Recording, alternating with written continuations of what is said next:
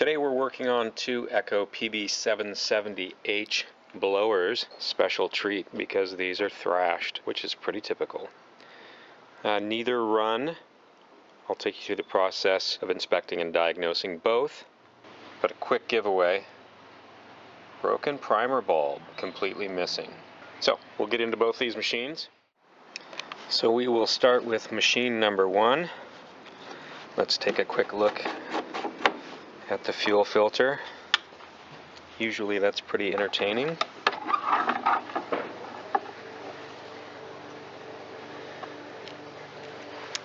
Does not disappoint. Let's take a peek at the air filters.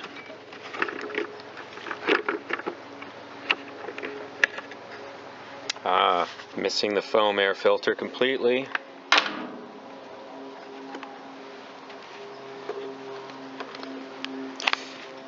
That looks okay, so we can reuse that. Let's put a primer bulb in it.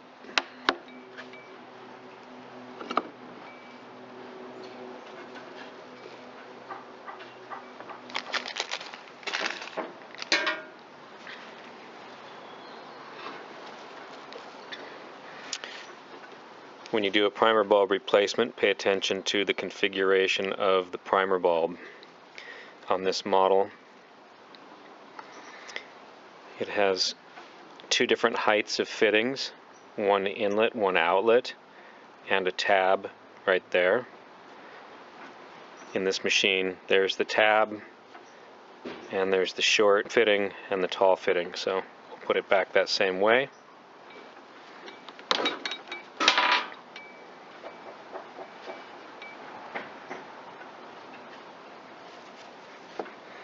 And with the hoses reattached, snap it back in place.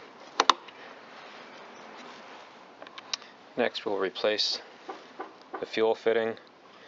If you grab down here, you can grab a little clamping wire at the same time. A little twisting and rocking so you don't damage the hose. Keep that wire clamp in place. Press the new fuel filter on, and the wire clamp will go right back on. So let's see if it'll draw fuel from the tank now. Wow, look at that. Let's replace that missing foam air filter. And then we'll put the main filter back in, machine back together.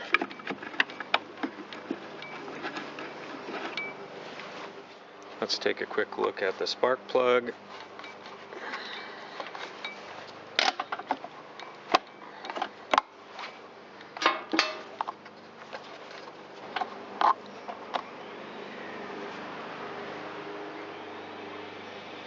That looks great.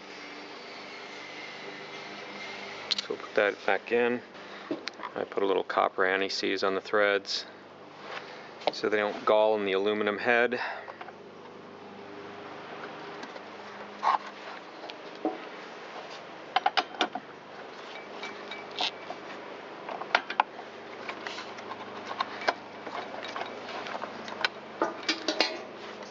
And we should be back to a working blower. Let's give it a test. Turn the throttle on, full choke.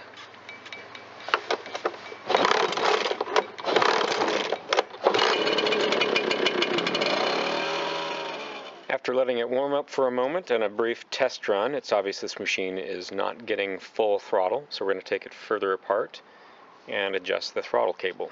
First step in the process is removing the pull starter, and then we'll remove the engine cover.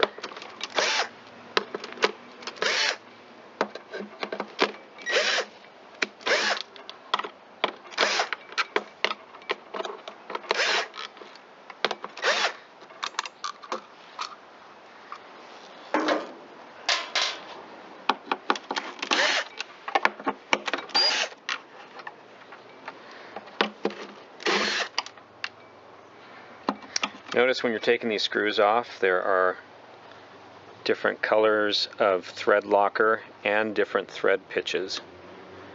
The coarse thread pitches are the screws that go into the plastic. The fine thread pitches are the ones that go into the metal. The screws for the starter have green on them.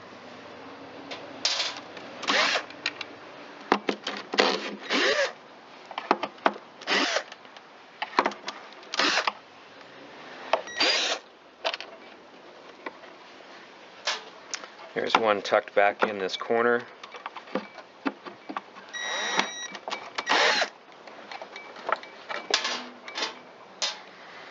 And one underneath the muffler.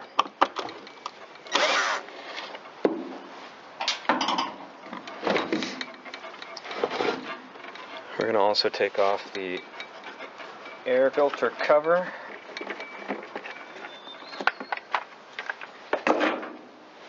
And now the engine cover will come off.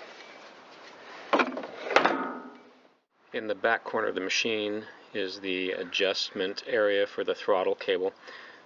This is probably going to be hard to show on the camera. I'll do my best. We'll start by removing the Torx head screw and the retainer plate. The engine kill wires are also connected to this place. With the screw removed, we'll use a magnet and extract the plate. And we can now see the threaded nut that adjusts the throttle cable. What we want to do is remove the throttle cable assembly from the orange plastic lower housing, and then we're going to thread that 6mm nut upward, in other words to the left in this photo, and that will pull more tension on the throttle cable. We're going to set it so that we still have a little bit of slack in the idle position, but that we're getting full throttle pull on the throttle body of the carburetor. Then we'll place it back in position, put the plate and the screw and the wires back on, and be done with the adjustment.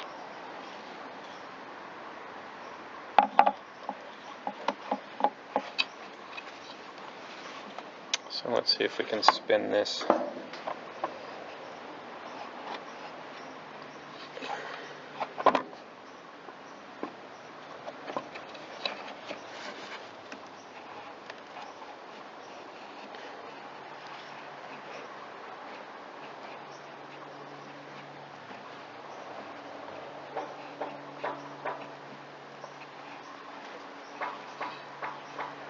And then we'll set that back in position.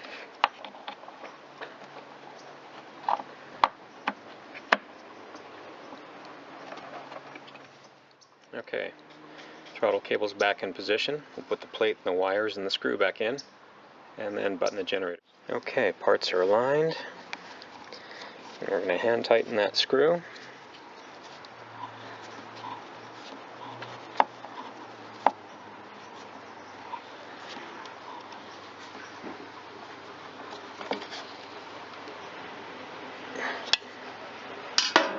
And now we'll check for slack in the throttle cable at idle. This is the off position.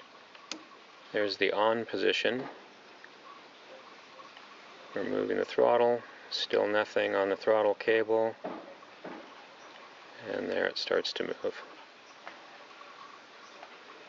And there's full throttle. We can further confirm throttle movement by actuating throttle again and looking at the top of the carburetor. I've removed the cover for the carburetor so we can see the throttle work. On, no movement, still at idle. Begins movement. And that's taking us to about 90-95% throttle, which for this two-stroke engine is more than plenty. One final area of concern on machine number 1 is the massive fuel leak that it has here. It's due to a failed fuel tank vent. So we're going to pop that off. These are a one-way valve. To test them, see if you can blow through them with your mouth. If you can, they've failed. You should only be able to suck air through these. So we're going to get rid of that. I've already cleaned all the dirt that was packed into this little protective grommet out of there. Put a good one in. Bring that wire hose retainer up top.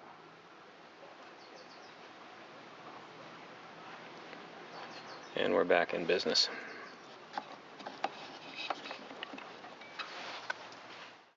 Okay, time to put the machine back together. We'll put the carburetor top cover back on.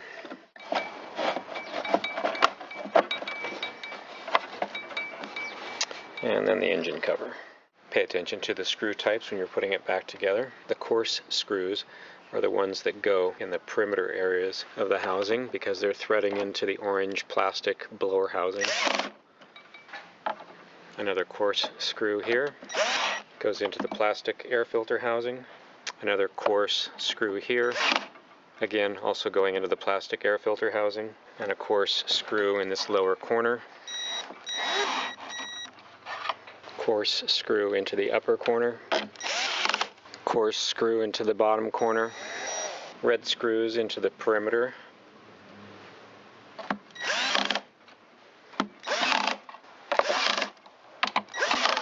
And finally, green screws for the starter.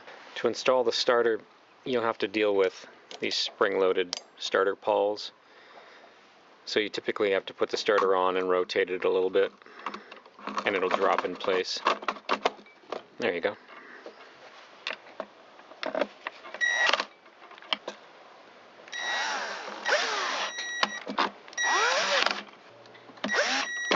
And now the air cleaner, and we're done.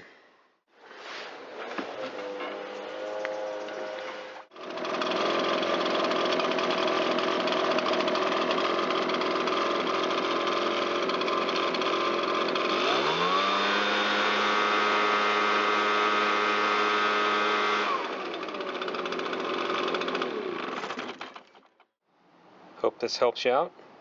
Thanks for watching.